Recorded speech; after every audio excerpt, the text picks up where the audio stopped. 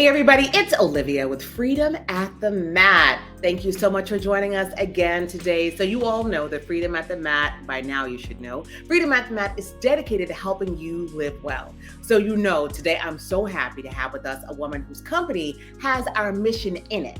That's right, the founder and CEO of Look Good, Live Well is with us today.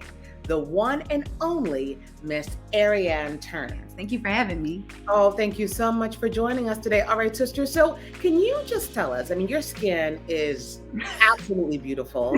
Thank you. And of your skin, you defy your age. You told me you have a kid going to college, so I don't even believe it. I don't think anybody believes it, right? I do. 42 this year. I'll be 42 in September. Oh, you're sharing your age. Don't do that. Why not? I love it. It's my favorite thing to do. So for everyone, why is skin so important to you? I love that you asked that question. It is so important to me because it's our largest organ. Our skin is the largest organ that we have. So greater than our heart, our kidneys, our lungs, anything in there. So our skin tells us, it gives us an insight to what is happening internally. So even if you're not purchasing high-end skincare, but just paying attention to your skin, being intentional with it, slowing down, looking at it, paying attention to those texture changes, whatever condition it is, really does help you get a snapshot of what is going on internally with your hormones, with your diet, with your stress levels. And so it's a really good indicator of when, if, and how you may need to pivot in your lifestyle. And so I think organic and vegan skincare, is it worth it? Yes and no. It depends on how committed you are to your overall wellness, really and truly. And I say yes and no as a person that sells products for a living. Like the immediate answer would have and should have been yes. Like, yes, buy my products. But where we go with this? But it's just like if you are paying for this expensive trainer, you are going to see him for strength training 3 times a week, and you are a Pilates hottie, and you are going to your class the other, 2 days a week.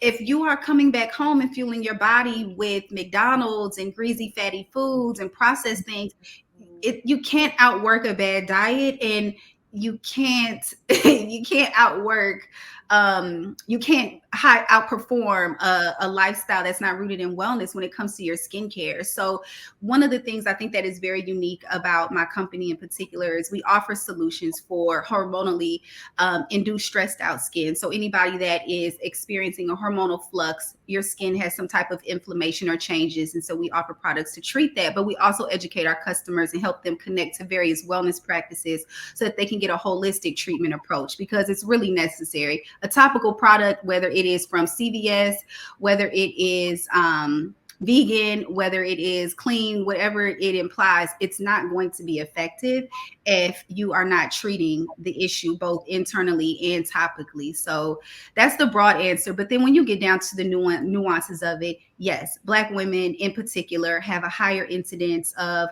hormone disruptors and all types of other diseases that wreak havoc on our body that are linked to ingredients that are found in a lot of our skin and body care and hair care products. And so it is important for us in particular to pay attention to those, because when we're developing these cancers, it's happening to us at a much higher rate. It's more aggressive, and those things need to be noted. So whenever we can make a cleaner choice, we should. Skin is skin. For those of us who are not into skincare, if I can use Neutrogena, I can use Look Good, Live Well, I can use Andalou, I can use whatever. What are the differences around skincare for melanated skin versus non-melanated skin? Oh, I love this question. Melanin-rich individuals have been kind of left out of conversations with skincare. When it comes to clinical trials and studies, we are more often than not left out of those. So even when you pick up a product and it said that it is dermatologist tested and it is clinically proven, more often than not, we're left out of those conversations. And so that is alarming in itself. But scientifically, individuals with a higher concentration of melanin tend to have skin that is a little bit more dehydrated. It's on the drier side. It doesn't hold moisture and water as well as other skin colors or lighter skin does. And also, so that makes the skin a little bit drier, more prone to other sensitivities like acne and eczema. And then most importantly, individuals with melanin not only experience acne, but they experience post-inflammatory hyperpigmentation. So that means that basically when we experience a breakout, not only are we managing and treating that inflammation, but once it goes away, we're not in the clear. Now we have a dark spot that is left behind for us to treat and manage as well. That can be extremely frustrating and cumbersome for people that are dealing with reoccurring breakouts. And so those are just a couple of the things that make our skin unique. Also, because of our melanin, and the fact that many people feel like, or I think now the narrative has shifted and people are more open to sunscreen and sun protection. But there was a time when individuals with melanin didn't feel like they needed any type of sun protection. And so what was happening is they were going to the dermatologist and they were being diagnosed with skin cancer. And by the time that it was caught, it was very far along and very advanced because they didn't think that it was an issue for them. So now I think that we are in a much better place with people understanding sun protection and the need for it across all skin colors, types, and tones. But yeah, our skin is absolutely different and it is very sensitive and delicate, and it should be addressed as such. All the people in my life, I've got a few friends who definitely have even more deeper melanin than me, and they're always talking about how ashy they are. Mm-hmm. Now I understand, so the more melanin that we all have, then the more, it's because it's about moisture retention. Absolutely. Yep. We just don't contain the same level of ceramides in our skin. And so, yeah, we don't retain moisture in the same way. And so what that can result in is individuals with a higher oil content. So because our skin is naturally a bit drier, our body tries to compensate for that. And so it overproduces oil. So we'll have an oilier texture or to our skin, but we are dehydrated essentially. So definitely formulating products with, everybody can use them. If you have skin on your body, any race, color, creed can use the products, but we are intentionally formulated with that specific skin type in mind. Do you have like a minimum SPF level that you think we should put on our face? Because I know that I use an SPF 15. I think that's added into my lotion, but I've also heard people say that you really should have a separate sunscreen from your face lotion. So do you happen to have a recommendation there? I agree with whoever told you that you needed something separate. I do believe in a separate, a standalone sun care product. So you need your own sun protection. And I think a 30 and up, but really what gets people tripped up, I think they get caught up in the conversation of what that initial percentage would be. And I love that people are applying it, but it's that reapplication that's not happening. So sunscreen, no matter what, if it's 15, 20, 50, 100, whatever it is, it needs to be reapplied in 2 hours. And so it's not like you just do your regimen, you're out the house, and then you are on your merry way. You have to reapply it to get the true benefits of it. And so I think that's the challenge for a lot of people, or the step that a lot of people, myself included, walking around with sunscreen is not the easiest thing to do, but there's ways to make it work. But if you are really experiencing hyperpigmentation and want to be aggressive with treating it, is necessary. Okay. So you already started. Before we do this demonstration, can you tell us a little bit about Look Good, Live Well? Do you have any products around you can show us? I've got one. I've got the one that we're going to use today. This is my baby and my fave. Well, they're all my favorite, but this one has kind of been like my savior throughout the winter. It is our cleansing oil. It's labeled as a balancing pre-cleanse treatment, but that is definitely not giving it its props. It does so much more than that. I use it, like I'm going to show you today, for my lymphatic massage. I use it as like a topper treatment in the evening. Sometimes my skin really acts out, and I will use a retinol from my dermatologist. And so with that, you're very limited in what products that you can use in conjunction with it. So sometimes I'll use this on top just to kind of lock everything in and hydrate the skin additionally. So it's definitely one of my favorite restorative products. So we're ready for it. What you got? What do we need for this demonstration? Do we need to be in front of the bowl? Can we do it right here? What are we about to do? We can do it right here. We're just going to do it on clean skin. And so in a perfect world, our hands are clean, because we never want to use, dirty hands on clean skin. So after we've cleansed our skin, first, It's just hands. It's just us, just you, your mirror, and your hands. And I just want you to pay attention to your skin. So first, observe with your eyes. Look for any textural changes. So if you look here, this is inverted. So I have this little area of light. It's just a little light spot. It's hypopigmentation that has lived with me forever. It's almost like a birthmark. But if you were to ever see something like that pop up that you hadn't noticed before, it's something to take note of and maybe talk to your dermatologist about, like any moles, any light spots like this, hypopigmentation, or dark spots that you didn't notice before, are things to definitely take notice. When we hopped on today, I was telling Olivia, I was like, oh my gosh, it's so dark underneath this one eye in particular. And I don't know why. Naturally, I just have very dark eyelids, but that's a thing. This is a part of my lymphatic system.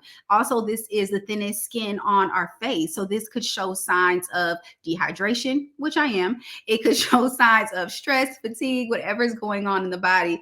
This area will show it first. And so paying attention to what that looks like can be a clear indicator of you need to drink some more water. You need to get some rest. I do.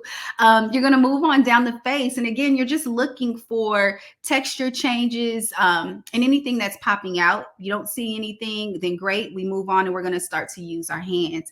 And then you just want to touch and feel. Some bumps, some texture is popping out, right? It's 3D. You see it. It's like an angry little, something telling you, hello, take a look at me. But sometimes it's subtle changes. I'll notice it particularly along my nose. I can feel congestion in my skin here that tells me it's time for either an at-home facial or to go in and get one done professionally if it's been more than 30 days.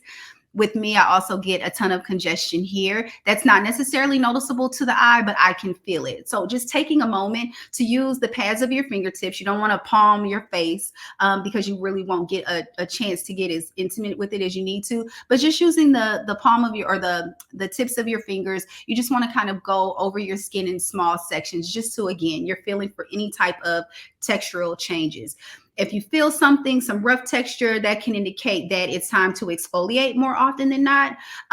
So really, again, like you're doing this to figure out how to best proceed with your skincare. I'm not a proponent of you must do this 3 times a week or 2 times a week. Do what your body tells you it needs you to do. So once we've got a good baseline of what is going on with our skin, we're taking note. I like to give myself a lymphatic massage every single morning, and sometimes at night too, if I've got time and I'm really feeling a little froggy. But a lymphatic massage is super important, not just for our skin, but our entire body. I encourage you to look it up. There's huge benefits to it. Our lymphatic system is a pump system that works to help flush toxins, but it's the only system in our body that is regulated through movement. It's not regulated by our hearts or any other organ. It's simply through movement. So if you live more of a sedentary lifestyle, and if you're not intentional with these particular movements, then it's easy to get areas of congestion, and it just gets sluggish, and it shows up in a multitude of ways in your life. So in the face, primarily, inflammation shows up as puffiness, as darkness, as discoloration, as breakouts. It can show up in a multitude of ways. So one of the ways that I like to do it, and particularly in the morning, because I wake up and my eyes are swollen, I'm just puffy. Most of us are. And so just a touch of oil. If you don't have the cleansing oil, you should. But if you don't have that on hand, I enjoy jojoba oil. I enjoy grapeseed oil. I enjoy vitamin E. All of those are easily accessible. I know they got a great vitamin E oil at Trader Joe's that I like to use. But I'm just rubbing the product up in the palm of my hand just to get it nice and warm. I'm going to use my full hand with this. So I like to get it all over. And then I'm going to start at my jawline. And I'm just going to pull up and out. Now, this is very similar to what you would use, or the practice that you would engage in when using a gua sha stone. But if you don't have one, or you don't want to pull it out, then this is perfect. I'm working in repetitive motion, so 3 to 4, and I'm pulling up and out. I'm kind of anchoring my chin with my thumb, and I'm carving out and kind of sculpting that jawline. So once I've got that area done, I'm just going to apply some of the product up. I'm going to use the knuckle, and I'm really going to go in and notice the motion and the movement. It's pulling everything up because we want, right, like snatched tight face. So we always want to go against gravity. We don't want to pull anything down. We want to pull it up towards the hairline. And then also take note, when we're pulling it towards the hairline, kind of pushing and pushing down a bit, just to help encourage the flow of those toxins through our lymphatic system. You know, we've got lymph nodes here. So we're pulling up and out. When we get to the nose area, there's a lot of congestion here. It's really easy to do, guys, because you're essentially just following the hollows in the sculpts of your own face. So you can't mess this up. Find your cheekbones, grab your knuckles, give that sinus some relief. Oh, this feels so good. This under eye area, this guy needs some love from me today. So I'm going to take that. And again, up and out. If there's some extra swelling, or if I'm feeling like I really need to give it some love, what I'll do is I keep a spoon in my fridge, a nice cold spoon. I'll pull that out and I will use that underneath my eyes just to kind of push that puffiness. You'll see that in boxing a lot. It's a trick that boxers use to help reduce swelling right away and to help get that blood moving. A lot of times the darkness that we see, I love that this is happening today while we film, but a lot of times this darkness is stagnant blood, stagnant fluid that's accumulated under this area that can be relieved by doing something like this. So this is super helpful. Pull that up and out. Now, when we get to the forehead, we want to do light strokes. So we're not going to palm the forehead and be too aggressive with it. It's not as much muscle. It's not as much fatty tissue. It's pretty much skin on bone. And so we just want to help to lightly pull and stroke that up. And so just taking your fingertips and working across those areas again. And you can do this 3 to 4 times. I usually turn a song on. I kind of do it to music. So it lasts, I do it for probably anywhere between 2.5 to 4.5 minutes, depending on the song. But it's just an opportunity, again, for me to really, really, really pay attention to the texture of my skin and to help get the circulation going, which is going to help improve collagen. It's going to, again, get those fluids moving. It's going to give you such a natural radiance and glow to your skin. You will find that you wear less makeup, use less products, because your skin already is invigorated and has that really beautiful, glorious radiance to it. And I didn't want to interrupt. I just want to ask a question, because you mentioned how long, which is one of the questions, like 2.5 minutes. But how often do we do this? I do it every day. I do it every single morning because I naturally have dark, under eye circles. And then again, this area is I guess the closest to the skin on our lips. So it's very, very thin. And so just to kind of keep this area refreshed and not tight and puffy, I do it every day. It's part of my morning routine or my evening routine when I'm double cleansing. So oil first, oil cleanser, and then I move into a gel-based cleanser.